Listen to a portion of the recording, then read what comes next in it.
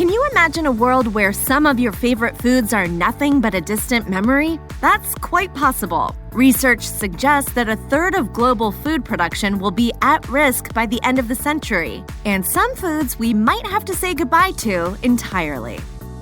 If you enjoy a nice glass of red or white wine with your meal, we've got some unfortunate news to report. Climate change is affecting the wine industry all over the world, particularly in regions historically linked to wine production. In France, for example, the protected designation of origin for the Bordeaux region recently approved 6 new grapes to join the 14 previously permitted in the protected region.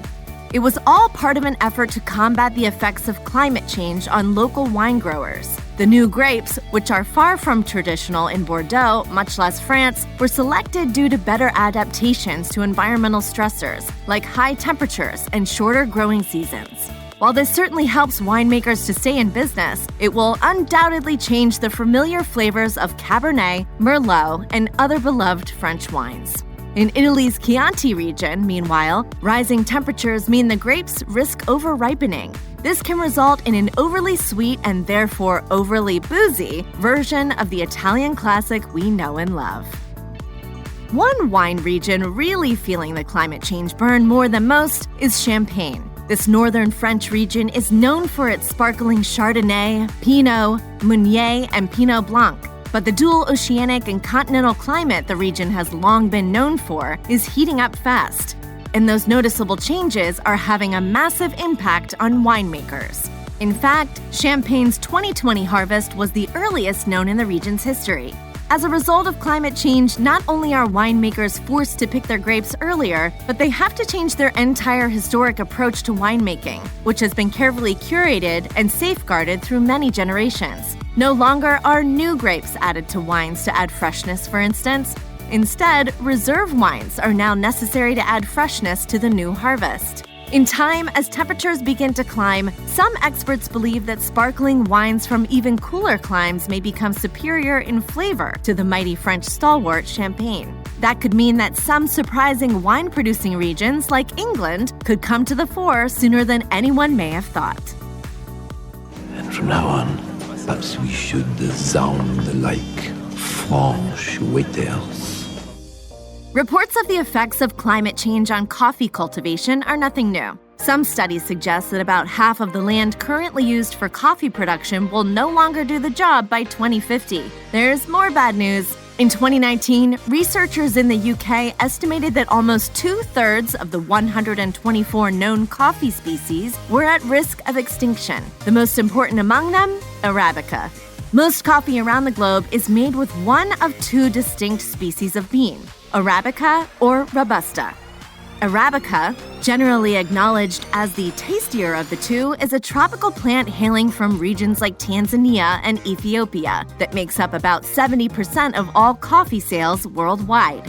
But due to climate change and habitat loss, the land area where Arabica beans currently grow best could be slashed by up to 85% in the next several decades. Even worse, Arabica varieties are thought to be more vulnerable to climate change than lower quality but heat-resistant Robusta. That said, caffeine addicts need not panic. A prized coffee species has been rediscovered in West Africa decades after it supposedly went extinct. Coffea stenophila thrives in average yearly temperatures of around 77 degrees Fahrenheit, as compared to the 66 preferred by Arabica. More importantly, it is on par in terms of flavor quality, something that is rare for wild cultivars. If you haven't heard the bees are dying, it's been in the news for a while. Reports of widespread bee death have been all but ceaseless in the past few years, with reports blaming everything from the agricultural industry's liberal use of insecticides to the effects of cell phone towers. To be fair, some of those ideas are little more than unproven rumor. But the issue of disappearing bees is a real and documented problem. In reality, bee death is linked to numerous things, including the widespread use of pesticides and loss of habitat. And if it continues, it will mean a lot more than just a honey shortage. Bees are natural pollinators, and that means they're an essential part of the ecosystem that provides us with everything from apples to strawberries to cinnamon. It's estimated that honeybees perform more than 80% of the pollination of more than 100 different cultivated crops. There's a financial component to this as well, as honeybees are responsible for an added $15 billion in economic potential for the U.S. every year, thanks to their key role as pollinators. Without bees, many of these crops will be in big trouble. And if they don't go extinct, they'll definitely be in short supply and therefore will likely become a whole lot pricier. I know. I'm so You're talking. I know. I'm sorry. I'm so sorry. No, it's okay. It's fine. It's just, I know I'm dreaming, but I don't recall going to bed. Bananas are at risk, and this isn't even the first time. Today, a species of banana known as the Cavendish makes up about 95% of the international trade in bananas and half of the bananas produced worldwide. It is currently under attack from a disease known as tropical race 4, also known as Panama disease. In the 1950s, the same pest destroyed the entire harvest of the then popular Gros Michel banana, which had better texture and flavor than the Cavendish, but was replaced by the more resilient cultivar. As a side note, this, by the way, is why banana candy doesn't taste like bananas. That flavor is based on a variety we don't have around anymore. Strides are being taken to develop a genetically modified banana that can withstand this fungus, particularly in Australia, where researchers announced a new genetically modified banana that's resistant to the disease. However, the crop still remains at risk. Following an outbreak of the fungus in Colombia in 2019, evidence of it has been uncovered in Peru and Venezuela. It's also not entirely clear how successful science is going to be, and some say that GM crops might be only a temporary measure to address the pest problem. Monocultures of nearly identical crops like bananas reduce biodiversity, open plants up to devastating pathogens, and do not contribute to long-term resilience or environmental health on the whole. Until agricultural scientists are really leaning hard into the banana problem, these fruits could become pretty scarce in the future.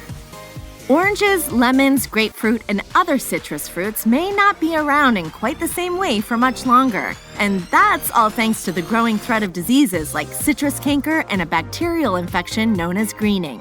And greening is a pretty big deal.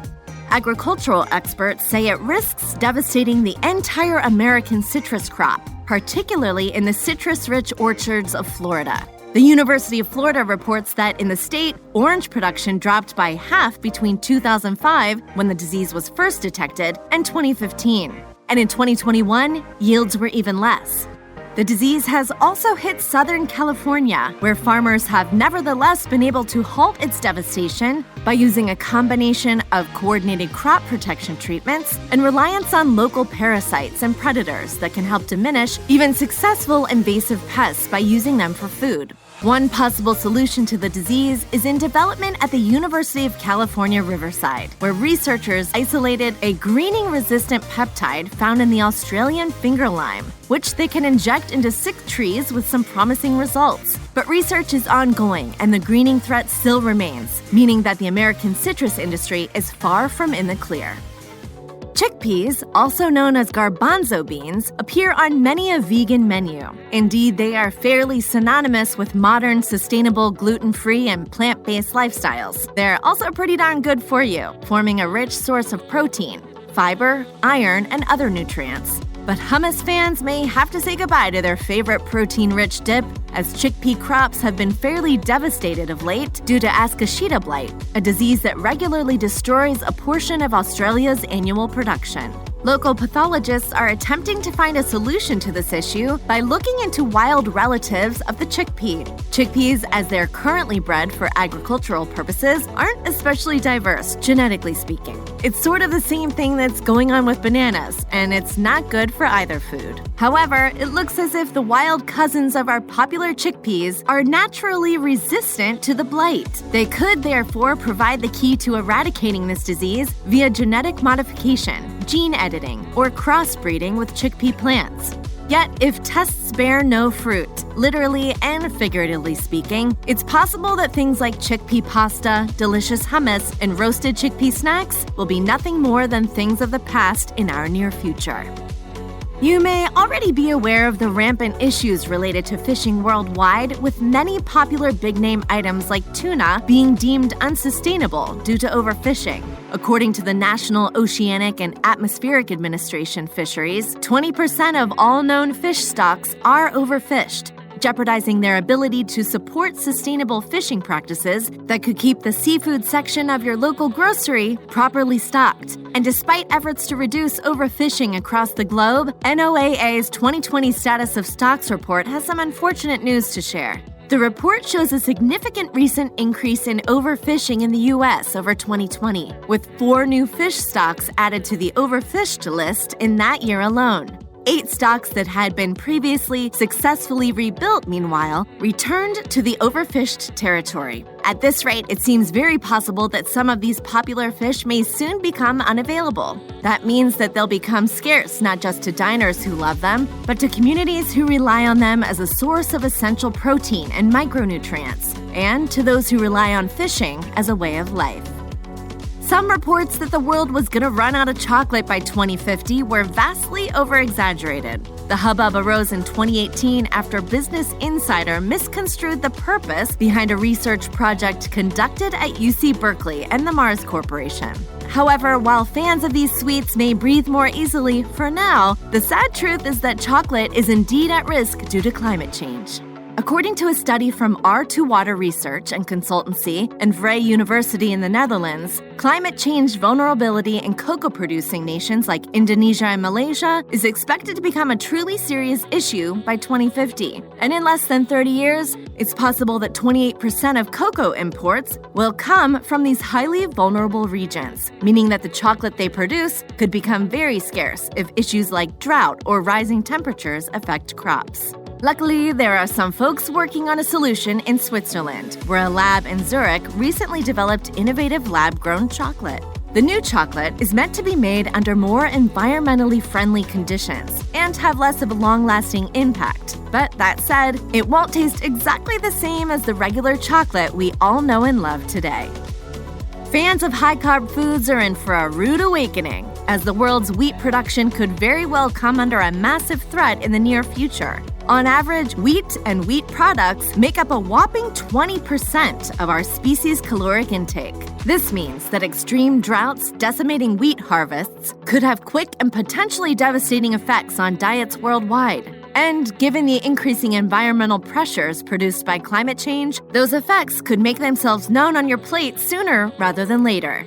One 2021 study looked at the U.S. specifically, and the findings aren't great for anyone who loves their bread. In short, increasing global temperatures are a major factor contributing to losses in winter wheat production yields. Climate change, the study shows in no uncertain terms, is to blame for putting not just bread, but also pasta, pizza, pancakes, donuts, cereals, and some wheat-reliant beers at risk. If nothing else, consumers could expect to see price increases for what had once been considered staples of the dinner table. If climate change continues at its current pace, these and other widespread culinary favorites could soon be in short supply.